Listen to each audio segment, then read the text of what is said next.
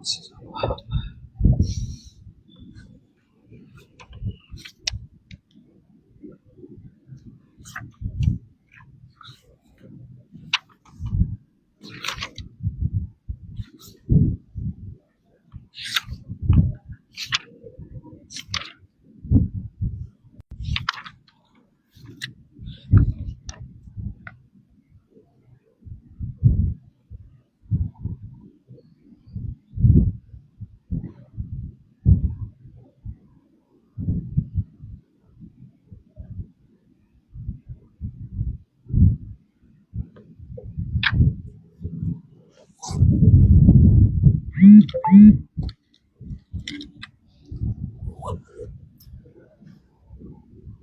pun buat 15 tanda tanda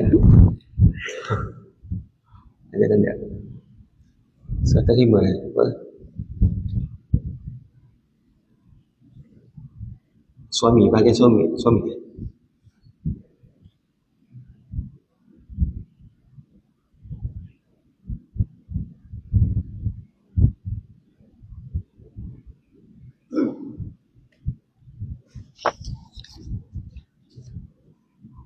A'udzubillahi minasyaitonir rajim. Bismillahirrahmanirrahim.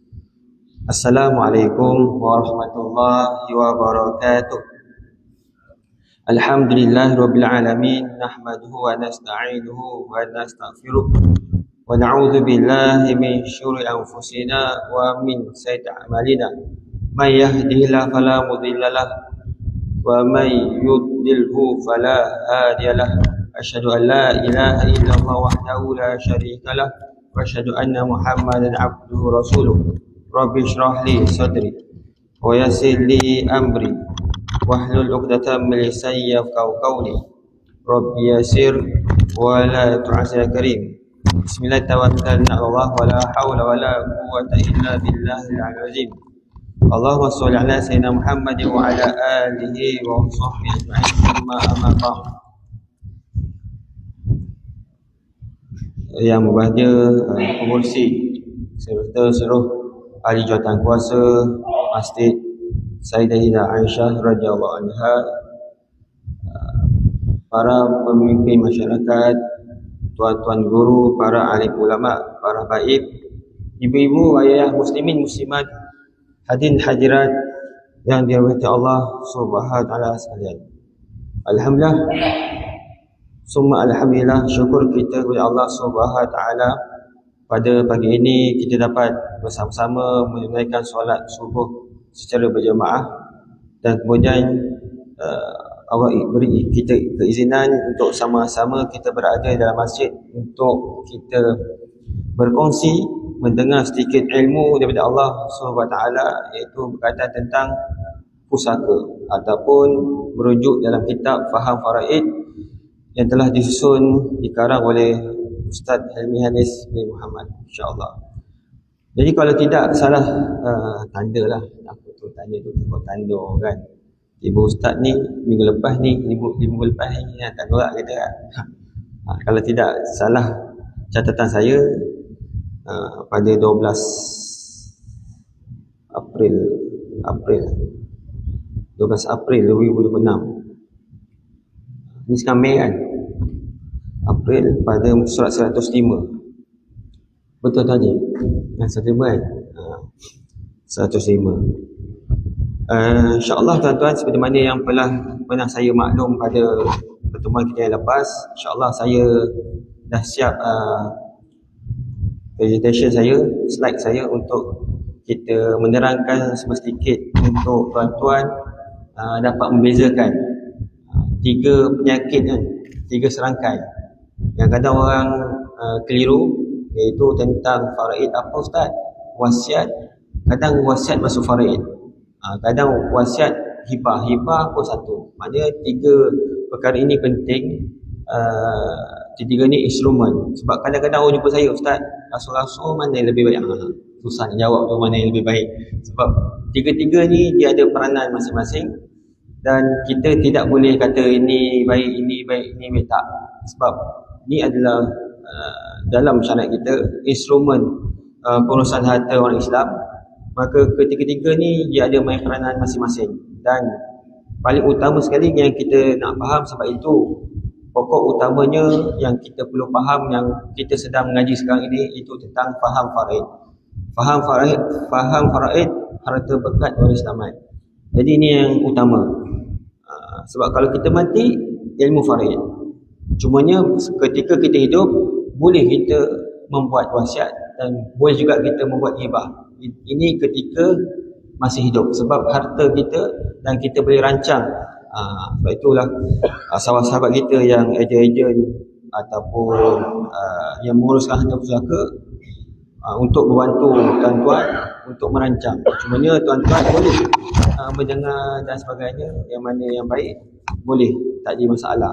Sebab mereka juga membantu untuk merancang harta tuan-tuan yang mana lebih baik dan sebagainya. Sebab setiap individu berbagai harta macam-macam ada kan, harta luar negara, harta ismik ulang raja, semua ada kan, tuan, berbagai kan. Jadi masing-masing perlu melihat dari sudut harta tersebut dan nak merancang yang mana yang terbaik, dan juga mengikut struktur ketika itu, siapakah ahli waris yang saat ketika itu, siapa yang ada, anak perempuan saja, ada tak kahwin, tak ada, dah kahwin, tak ada anak, adik-beradik tak ada, sebagainya. Itu merujuk kepada kefahaman. Kalau kita belajar, inilah ilmu faraid yang kita faham. Dah faham faraid, maka di situ tuan-tuan lebih jelas dan maklum untuk belajar tentang apa itu wasiat dan juga hibah. Sebab perancangan saya lepas kita khatam, insya-Allah dapat khatam dalam faraid, kita akan buka tentang kitab wasiat, dan juga kita akan masuk wasiat tak banyak, kemudian kita masuk hibah. Hibah ni pun ni sikit lah. Ni perancangan saya. Cumanya faraid ni kita tak tahu habis bila, tuan-tuan. 2 tahun, 3 tahun, 4 tahun, tak tahu. Sebab ada di surau Taman Indah tu, dia pakai kitab lain, fiqh manhaji. Dah masuk, asalnya masuk 2 tahun lebih dah. 2 tahun lebih. Kita pun kat sini pun dah masuk lebih kan. Jadi insya-Allah kita perlahan-lahan, mudah-mudahan kita dapat khatam kitab ini dan kita akan masuk. Cumanya insya-Allah ada di rezeki kita akan lihat sebagaimana yang pernah saya sebut, kita akan lihat perbezaan faraid, kita akan lihat apa itu wasiat dan juga hibah, surface atau umum. Kalau kita tunggu tuan-tuan khatam ni tak tahu bila.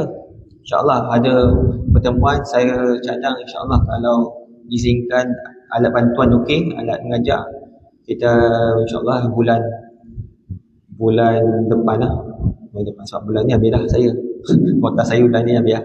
InsyaAllah bulan depan, Jun insyaAllah boleh sampai kepada jemaah. InsyaAllah kita akan masuk tentang umum faraid, wasiat juga hibah. Supaya apa? Supaya kita dapat memahami ketiga-tiga instrumen yang penting dalam pengurusan harta orang Islam, insyaAllah. Jadi pada pagi ini tuan-tuan, kita akan lihat tentang ahli waris fardu dan juga bahagian mereka. Ini dalam topik setelah kita mengetahui siapakah ahli waris kita, dan kita akan masuk setiap ahli waris kita itu ada bahagian-bahagian yang telah ditetapkan ataupun ada bahagian yang tidak ditetapkan. Maka tuan-tuan nampak ahli waris itu dia ada dua cabang pembahagian. Kalau dalam kitab disebut bil fardi, bil taksib.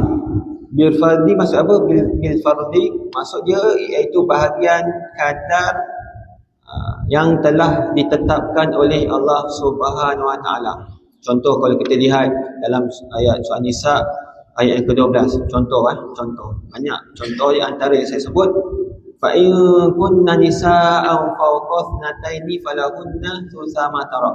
Ni Allah tetapkan kalau anak perempuan ramai, tidak ada anak lelaki ni, anak perempuan ramai, ada 2 orang lebih, Allah sebut berapa? Sulusani, maksudnya 2/3. Ini ialah bil fardi, Allah telah tetapkan. Contoh yang lain, wa in kanat wahiyatan falaha nisf. Allah sebab apa? Kalau anak si mati tu ada anak tunggal saja, perempuan sahaja, tidak ada anak lelaki, anak perempuan, seorang saja, an-nisfu maksud 1/2. Ini yang bil fardhi Allah telah tetapkan kadar. Adapun yang mana tidak tahu berapa keadaan ahli waris tu seorang tu sebab apa? Contoh kalau kita sebut, kalau anak perempuan seorang 1/2, dah tahulah anak perempuan tu contoh suami isteri, Aminah isteri dan juga Samad contoh. Contoh, maaf kalau ada nama Samad ni. Ni bukan kat sini lah, orang dekat tempat lain. Samad, Aminah accident, mati. Kemudian tinggal anak perempuan seorang. Maka anak perempuan tu dah Allah tetapkan 1/2. Dah tahu seorang tu dia 1/2. Cumanya ada bahagian yang mana tidak tahu berapa kadar. Iaitu yang kedua bitaqsib, tidak tahu berapa kadar. Yang tadi bil fardi Allah telah tetapkan, dah tahu dah. Anak perempuan seorang 1/2 setengah. Contoh ada harta 1 juta, setengah juta 500,000. Sebab itu main lah kita, bila kita tahu anak aku seorang perempuan, esok kalau meninggal anak perempuan dapat setengah, macam mana ni? Ini yang datang perancangan ni, yang saya sebut perancangan mak wasiat ke, dia nak hibah ke, ini akan datang kemudian. Tapi dengan ilmu kita faham, ni yang kita akan merancang. Okay. Itu yang bifardi. Yang bitaqsib ni apa? Kadar yang tidak ditetapkan. Maksud dia tidak tahu berapa. Di dalam Al-Quran disebutkan yusikumullahu fi auladikum lidzakari mithlu hadzil unthayain.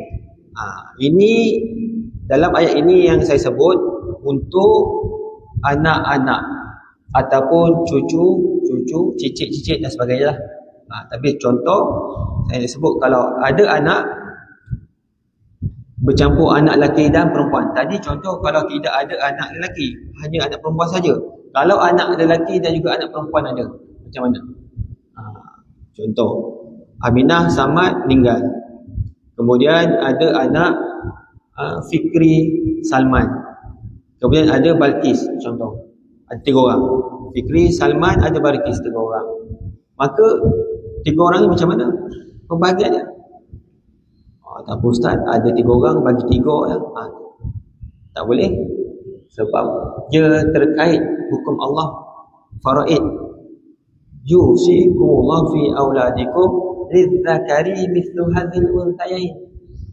Maksudnya apa? Bahagian lelaki yang seorang umpamanya bahagian 2 orang perempuan. Maksudnya apa? Lelaki 2, bahagian untuk perempuan 1. Maka apa yang kita simpulkan di sini? Maka Salman kita bagi 2, Fikri kita bagi 2, Balkis kita bagi 1. Maka dapat tak setiap seorang tu berapa? Dapat Ustaz. Sebab apa? Yang Fikri itu akan dapat 2/5, Salman dapat 2/5, kemudian Balkis dapat 1/5. Ini tidak ditetapkan kadar. Ini bitaqsib. Ini dalam ansabah nantilah nanti kita lihat. Sebab bitaqsib tuan-tuan dia pecah lagi tuan-tuan. Dia pecah lagi, ada ansabah binafsi, ansabah bil ghairi, ansabah ma'al ghairi. Jadi saya tak nak panjangkan, takut tuan-tuan ni poning lah.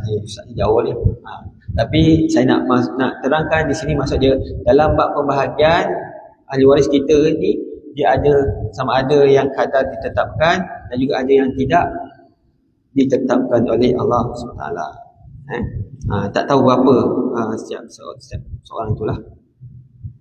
Maka pada pagi ini kita akan masuk, insya-Allah kita akan masuk sekali 2 lah pasangan, iaitu suami dan juga isteri. Bahagian suami dan juga isteri. Dari bahagian suami, yang seperti mana di dalam Al-Quran telah menyebut di dalam surah Nisa ayat ke-12, walakum nisfu ma taraka azwajukum illam yakul lahunna walad. Yang maksud, dan bagi kamu 1/2 daripada harta yang ditinggalkan oleh isteri kamu jika mereka tidak mempunyai anak. Maksudnya kalau si mati, kita nak tahu bahagian suami. Sudah pasti kalau suami, siapa yang meninggal? Isteri lah. Contoh tadi saya sebut apa? Allah saya hormat, contoh saya sebut tadi Samad dengan Aminah. Samad, maksud kita tahu harta Samad. Samad dapat sebab dua, sebab meninggalnya Aminah. Tapi Aminah tidak ada anak, maka Samad boleh dapat satu per dua. Itu yang pertama. Yang kedua, kemungkinan juga suami boleh dapat 1/4, seperti mana dalam firman Allah Subhanahu wa taala dalam hadis ayat ke-12, fa in kana lahunna waladun falakumur rubu' mimma tarak. Yang maksud jika mereka mempunyai anak, mereka ini merujuk siapa? Mereka ni si mati. Si mati siapa? Isteri. Kalau isteri mempunyai anak, si mati dah isteri mempunyai anak. Dalam contoh tadi Aminah meninggal, ada anak Fikri, contohnya Fikri. Maka bagi kamu siapa? Kamu maksudnya suami lah. Suami, ahli waris itu suami ialah 1/4 daripada harta yang mereka tinggalkan. Harta yang ditinggalkan oleh isteri lah. Maka di sini ada dua sahaja suami. Sama ada suami dapat 1/2,5 ataupun suami dapat 1/4. 1/2,5 ataupun 1/4. Okey. Ini banyak perbahasannya. Ini tentang suami. Okey, suami kahwin dengan Aminah. Aminah ini perkahwinan kali yang kedua. Aminah pernah kahwin sebelum tu. Aminah kahwin dengan siapa tuan-tuan? Amir, contoh Amir. Kahwin dengan Amir. Amir dah meninggal. Hasil perkahwinan Aminah dengan Amir itu ada anak seorang lelaki, Aiman. Ada Aiman, anak dia seorang. Lepas tu setelah kemudian beberapa tahun suami meninggal, Amir kemudian baru jumpa Salman ni. Ni baru jumpa Salman. Sebab kita rupanya bila kita siasat, kita tahu rupanya ini adalah perkahwinan yang kedua dengan Salman. Biasanya bila berlaku kematian, Salman berkata, "Ustaz, saya dah kahwin. Suami isteri saya dah meninggal, Aminah. Saya dah kahwin 2 tahun 3 tahun, kemudian kami tidak dikurniakan zuriat. Ustaz, berapa bahagian saya, Ustaz?" Kita pun tengok, tidak ada zuriat, tidak ada anak, maka kamu dapat setengah. Terus. Tapi bila kita siasat, kita tanya, ini perkahwinan ke berapa? Sebelum ni isteri ada pernah berkahwin tak? Tak. Isteri saya pernah berkahwin sebelum itu. Siapa? Dengan Amir. Ada anak tak? Ada, anak Aiman. Maka walaupun Salman dan juga Aminah, yang statusnya sekarang lah suami isteri, meninggal Aminah, maka kita kena lihat di sudut Aminah itu ada anak ataupun tidak. Walaupun mereka ni belah berkahwin, tidak ada anak, tapi dalam sudut perkahwinan yang sebelum ini, berkahwin dengan Amir, ada anak seorang Aiman. Maka berapakah bahagian untuk Saman? Iaitu 1/4. Sebab apa? Walaupun bukan anak dia, tapi dia anak kepada Aminah. Bila kahwin tak ada anak tapi meninggal, maka di situ walaupun bukan anak dia, maka dia Aiman itu telah mengurangi bahagian suami, iaitu dapat 1/4. Itu kena faham betul lah. Kita akan melihat isteri itu sama ada anak perkahwinan ataupun pernah berkahwin sebelum itu. Ini kita perlu teliti. Sama juga kalau sekiranya Samad pernah berkahwin sebelum itu. Contoh, Samad pernah kahwin dengan Zakirah. Kahwin dengan Zakirah, dapat anak seorang lelaki, Zakaria. Senang Ustaz. Contoh senang je. Zakirah dapat anak nama Zakira. Tu pun nak belajar juga. Zakaria. Maka Zakira meninggal, kemudian Samad kahwin dengan Aminah ni dara lagi. Jangan ambil yang tadi anak Aiman ni, bukan. Ni contoh Aminah dara lagi, tak pernah kahwin dengan Samad. Kemudian Aminah pula meninggal. Kemudian jumpa Ustaz, saya kahwin dengan Aminah, meninggal. Tapi saya ada anak seorang. Saya ada anak seorang, Zakaria. Betul tak? Betul lah. Sebab yang si petanya ialah Samad. Samad pun jumpa Ustaz, isteri saya baru je meninggal, Aminah meninggal. Tapi saya ada anak seorang, Zakaria. Ustaz kata, okey, macam tu 1/4 lah sebab ada anak. Kan? Kita nampak di situ. Tapi kalau tuan-tuan faham, betul ke tak? Betul ke tidak? Salah kan? Salah. Sebab kita lihat siapa? Aminah. Jadi sebab tu bila kita tanya, Zakaria ni anak Aminah ke? Tak Ustaz, ini anak saya perkahwinan yang terdahulu, iaitu dengan Zakira, dapat anak Zakaria.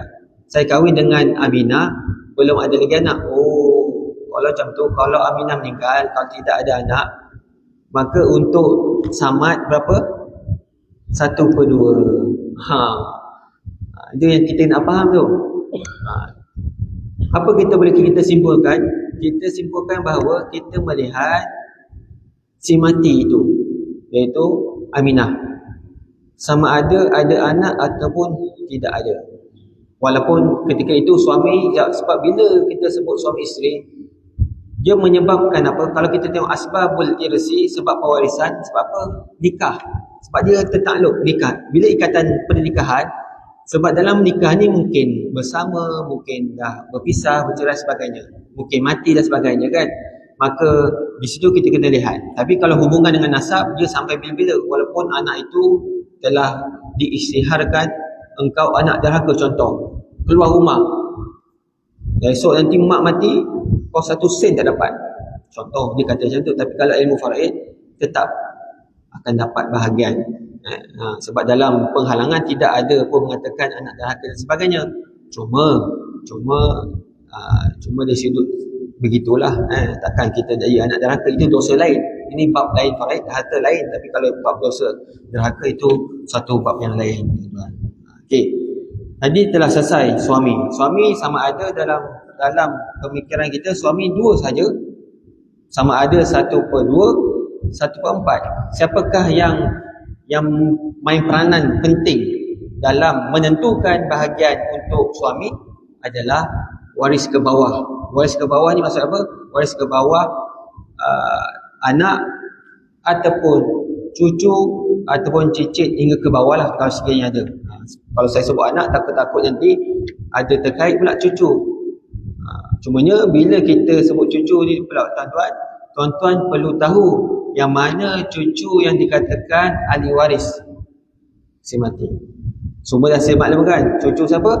Cucu lelaki atau cucu perempuan daripada anak lelaki. Contoh, kalau ada cucu lelaki atau cucu perempuan daripada anak perempuan, daripada anak perempuan, dia tidak akan mengurangkan bahagian suami tersebut sebab dia bukan ahli waris. Okey. Itu sebut sedikit tentang bab suami. Kemudian kita akan lihat isteri. Isteri seorang atau lebih mempunyai 2 bahagian. 2 bahagian sama juga. Suami ada 2, 1/2, 1/4. Kemudian isteri juga sama juga, ada 2 bahagian, sama ada 1/4 dan juga 1/8. Dalam firman Allah Subhanahu wa taala, walahunna rubu mimma taraktum illam yakul lakum walada.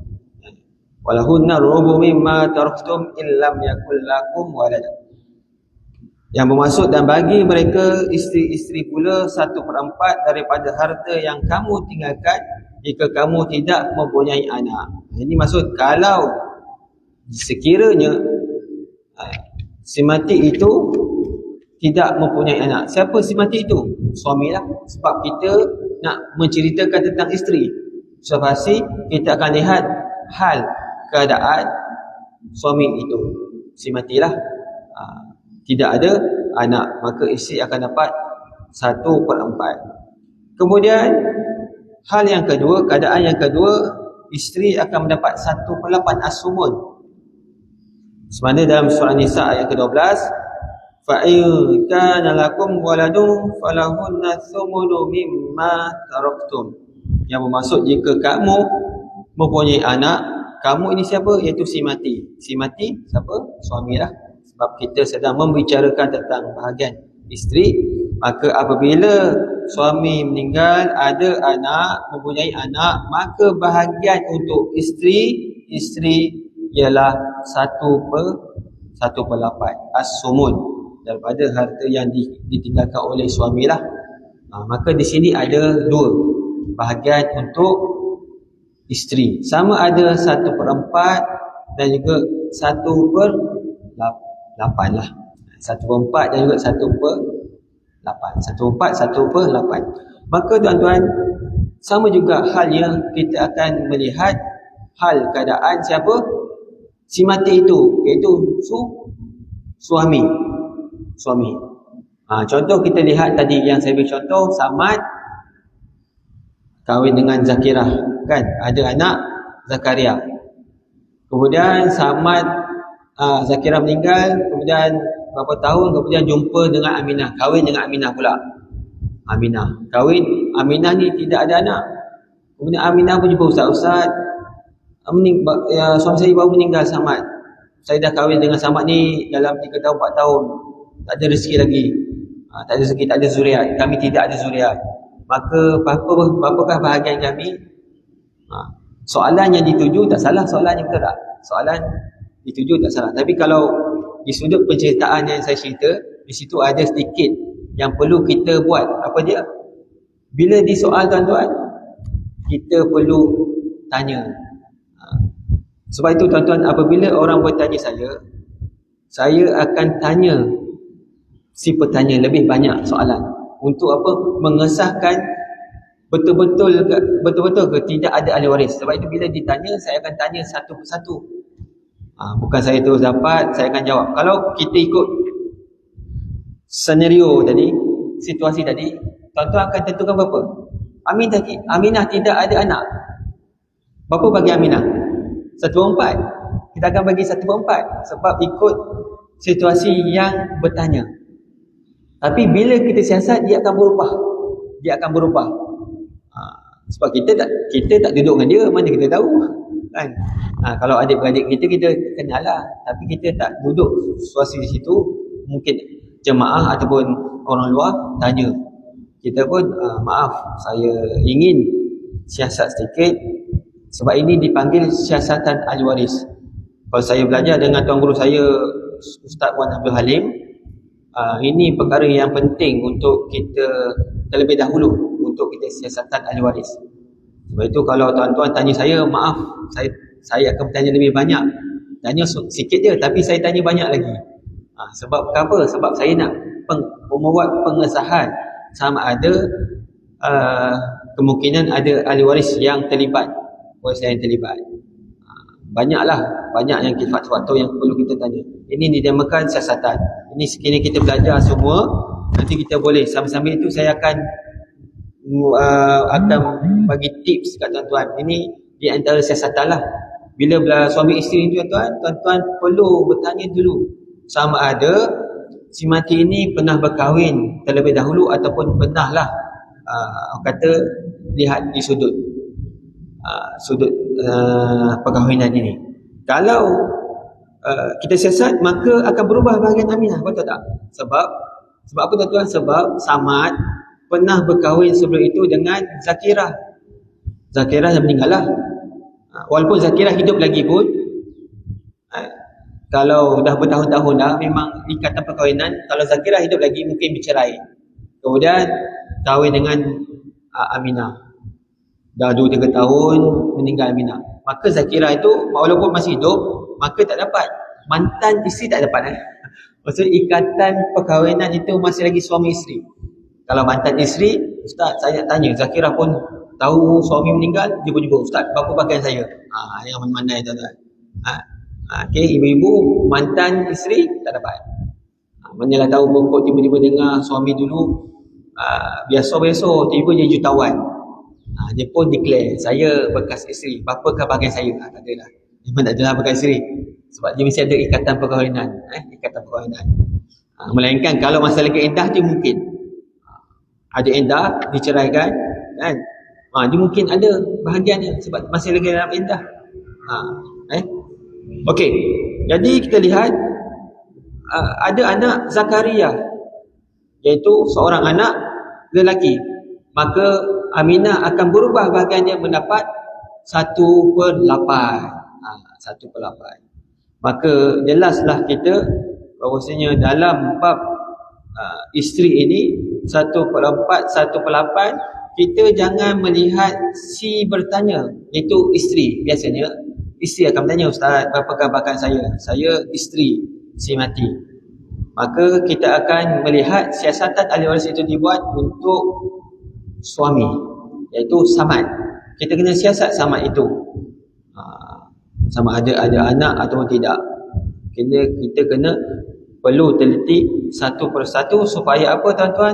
Supaya kita akan lebih tepat membuat penentuan sama ada isteri itu layak untuk 1/4 ataupun layak untuk 1/8. Maka apakah siapakah yang main peranan yang penting, ahli waris yang main peranan penting untuk menentukan bahagian isteri ini? Sudah pasti ialah sama juga seperti suami, iaitu ahli waris ke bawah, iaitu anak, cucu, cicit hingga ke bawah. Sekiranya ada, maka akan mengurangkan bahagian isteri itu mendapat 1/8. Kalau sekiranya ada wujud ahli waris ke bawah, anak, cucu, cicit hingga ke bawah. Kalau tiada, kita sudah pastikan, kita lihat siasat rupanya memang benar tiada ahli waris ke bawah, maka isteri akan mendapat 1/4 paling besar bahagiannya. Isteri boleh dapat bahagian paling besar ialah 1/4. Berbeza kan dengan suami. Suami paling besar setengah, kalau isteri 1/4. Okey. Selesai. Ini kalau isteri seorang. Ini kalau isteri seorang. Ustaz, kami bawa 2 isteri contohnya. 2 isteri. 2 isteri. Samad kahwin dengan Zakira. Samad kahwin dengan Zakira. Samad kahwin juga dengan Aminah. Zakira isteri pertama, dapat anak Zakaria. Kemudian Samad kahwin dengan Aminah, tidak ada anak lagi. Maka di situ ada percampuran, kan? Isteri diorang Samad meninggal. Kemudian mungkin Zakira ni sedih, kan? Dia pun tak apalah, minta Aminah uruskan, sebab mereka ni berbaik. Susah dapat ni, maju baik dua-dua ni, kan? Baik. Duduk serumah pula tu, bilik asing-asing. Okey. Maka Aminah pun bantu. Dia sedih, kan? Dan dia sibuk nak uruskan Zakaria lah, anak dia, anak masih kecil lagi. Maka Aminah pun buat pengurusan. Bila buat pengurusan pun, Ustaz, suami saya meninggal, Samad meninggal. Saya ada 2 lah. Maksud Samad ni ada 2 istilah bapa bagian saya. Lepas tu Ustaz tanya, kamu ada anak ke? Saya tidak ada anak, Ustaz. Okey, tak ada anak, maka 1/4. Contoh. Tapi kalau kita faham situasi tersebut, bagaimana kita nak menentukan bahagian kedua-dua isteri tersebut? Adakah Zakira itu mendapat 1/8 sebab sama ada anak? Aminah macam mana pula? Aminah tidak ada anak, adakah dapat 1/4? Macam mana tuan-tuan?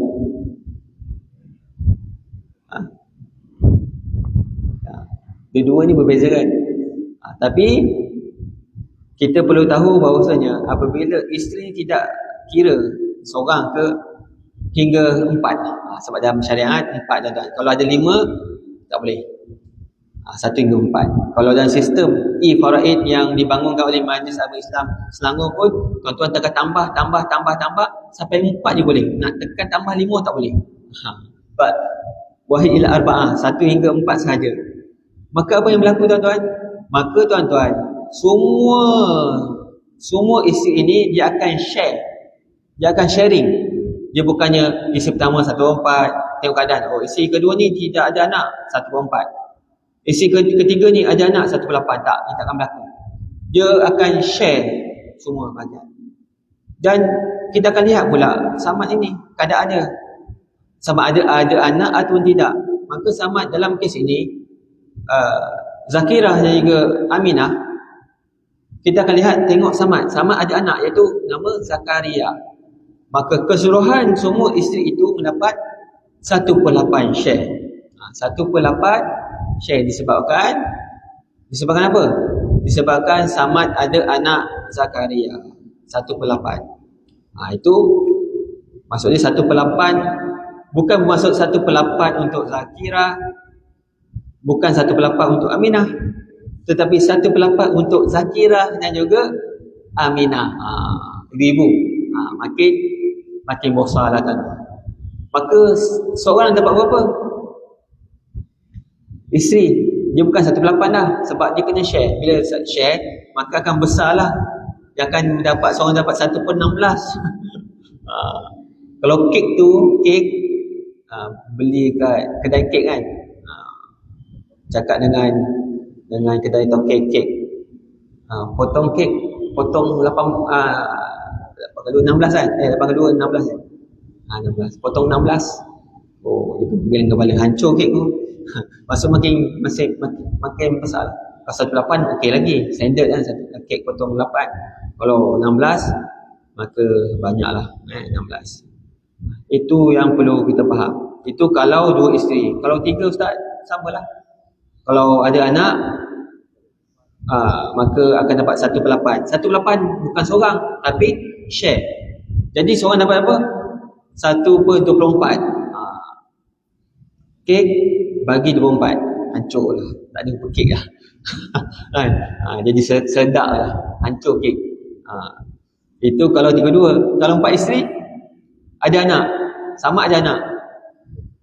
3/2 tuan-tuan. Hancur.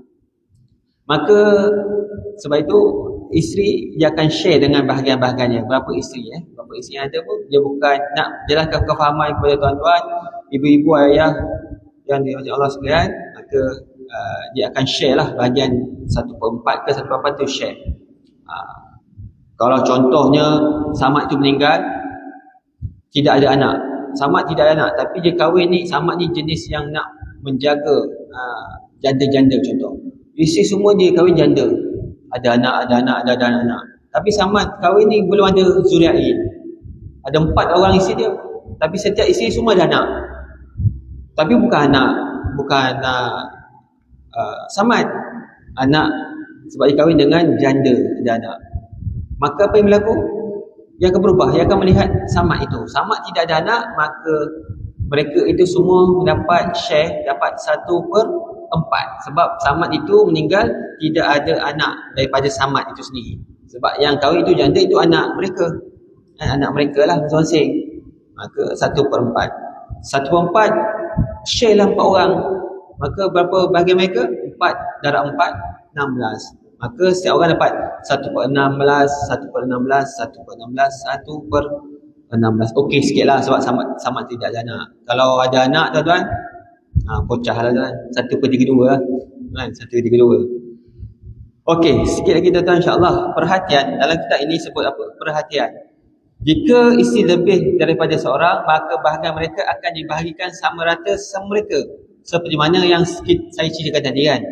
Umpama jika 3 orang isteri mendapat 1/8, maka setiap orang isteri akan mendapat 1/24. Tahu kan macam mana dapat 1/4 kan? Sebab isteri ada 3 orang. Samad tadi ada anak. Ada anak lah. Maka 3 orang isteri ini bukan bermaksud 1/8, 1/8, 1/8. Tapi dia share 1/8 ini dengan 3 orang. 8 darab 3, 24. Maka setiap isteri itu akan dapat 1/24, 1/24 dan juga 1/24. Okey. Selesai kan? Ini kita dah faham lah. Saya telah terangkan tadi. Okay. Bahagian suami dan juga isteri hanya dipengaruhi oleh bahagian bawah si mati. Ini saya dah maklumkan tadi. Siapakah yang peranan penting dalam untuk menentukan bahagian suami dengan isteri? Siapa dia? Iaitu keturunan ke bawah. Ahli waris ke bawah si mati. Golongan ahli waris yang ke bawah. Maka golongan ahli waris yang lain tidak memberi kesan kepada bahagian suami dengan isteri sama sekali. Sebab mereka tidak memberi kesan ada siapa ke, ada ibu ke, ada datuk ke, ada bapa saudara ke, dan sebagainya, ada anak buah ke, ada beradik ke, tapi bahagian untuk suami isteri tidak akan terkesan, melainkan ahli waris ke bawah, anak, cucu, cicit ke bawah. Okey, anak kandung dan juga anak tiri. Okey, ini last perbahasan last, insya-Allah nanti kita akan sambung. Anak kandung dan juga anak tiri, tuan-tuan, kita lihat terkadang golongan bawah si mati tetap memberi kesan kepada pasangan walaupun pasangan tersebut tidak mempunyai anak lagi. Contohnya, seorang lelaki duda mempunyai anak telah berkahwin dengan seorang anak dara dan belum dikurniakan anak lagi. Jika lelaki tersebut meninggal dunia, ini pun saya telah bahaskan tadi, kan? Samad dengan juga Aminah, kan? Samad juga Aminah. Samad juga Aminah, Samad, kan? Kahwin dengan duda.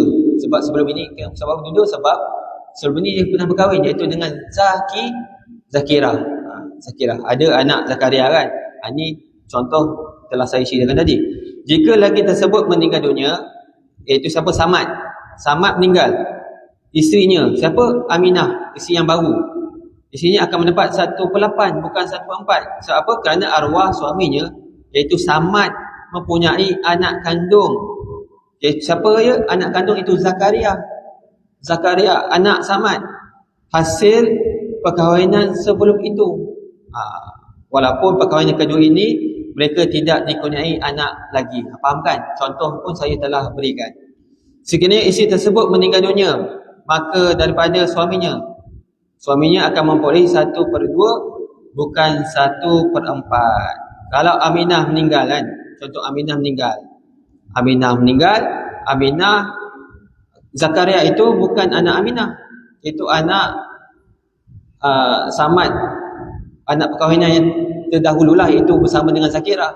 Maka Aminah meninggal, berapa yang akan dapat oleh suaminya? Dia akan dapat 1/2, bukan 1/4, walaupun suami ada anak Zakaria, sebab anak dia Zakaria ni adalah hasil perkahwinan yang sebelum itu. Itu sedikitlah kefahaman. Ini pun saya cerita banyak lah, tuan-tuan faham kok, ini ulasan ataupun penceritaan lebih detail lah. Hanya anak kandung si isteri sahaja yang boleh mengurangkan bahagian suami kepada 1/4. Bukan anak tirinya, iaitu anak suami. Sebab apa, tuan-tuan? Aminah dengan Zakaria, apa hubungannya? Anak tiri, anak suami. Terkait lah, sebab itu anak. Sebab kalau contohnya, tuan-tuan, Zakaria meninggal, siapakah ibu bapa si mati? Zakaria meninggal, ibu dia Samad, itu bapa dia. Bapa dia Samad. Kemudian siapakah ibu dia? Adakah isteri semasa Samad? Aminah? Bukan. Tetap ibu dia yang telah meninggal itu. Siapa dia? Zakirah. Itu kita kena tahulah. Okey. Maka dalam kes ini, isteri tidak mempunyai anak kandung, maka suami Samad itu mendapat 1/2. Alhamdulillah, tuan-tuan. Ini kita nak faham, anak kandung dan juga anak tiri. Ini maksud dia apa? Maksudnya kita akan lihatlah, mungkin kahwinan duda ke, janda ke dan sebagainya, dia akan lahir juga. Kita nak membezakan anak kandung ataupun anak tiri. Kita simpulkan apa, tuan-tuan? Kita lihat si mati itu ada anak ataupun tidak, dan kita kena siasat terlebih dahulu. Sebab yang bertanya, mungkin struktur dia akan bertanya dari sudut dia lah, apa yang dia ada. Ustaz, saya tidak ada anak. Betul lah, memang Aminah itu tidak ada anak. Tetapi apabila kita siasat, maka baru kita tahu Samad sebenarnya pernah berkahwin dengan Zakirah, yang mana hasil perkahwinan tersebut ada seorang anak, Zakaria. Itu atas siasatan ahli waris. Baru kita dapat kenal pasti situasi sebenar, yang mana si bertanya tidak berceritalah. Sebab orang yang bertanya dalam kesedihan, dan mungkin dia akan cerita dari sudut pandang apa yang dia ada. Salah atau tidak? Tak salah, tuan-tuan. Betul lah apa yang dia ceritakan, sebab Itu yang berlaku sebab dia memang tidak ada anak, betul lah. Adakah dia niat untuk menyembunyikan ahli waris? Tak. Sebab dia pun tak tahu, sebab dia tak ada kat sini. Contoh, tak belajar. Kalau belajar dah faham lah. Kalau isi dari kalau contoh Aminah belajar ni, dia akan bertanya lebih, dia akan dah faham dah, Ustaz, saya kahwin tidak ada anak, tapi pernah kahwin dahulu, dia ada anak, saya ada anak, anak sama ada anak, maksud dia anak tiri saya lah, sahabat punya anak, nama Zakaria. Sekarang ni saya yang bela, maksud mungkin dia akan faham kalau sekiranya mengikut kelas farah, insyaAllah. Jadi insyaAllah tuan-tuan, kita tangguh pertemuan kita. InsyaAllah kita akan masuk lagi bab seterusnya 106, iaitu satu lagi, iaitu tentang anak zina. Anak zina ni macam mana? Anak zina insyaAllah kita akan sambung pada pertemuan yang akan datang. Kita tangguh pertemuan kita pada pagi ini dengan tasbih kifarah dan sunni'as. Alhamdulillah, asyhadu an la ilaha illa anta astaghfiruka wa atubu ilaik. أعوذ بالله السميع العليم من الشيطان الرجيم. بسم الله الرحمن الرحيم.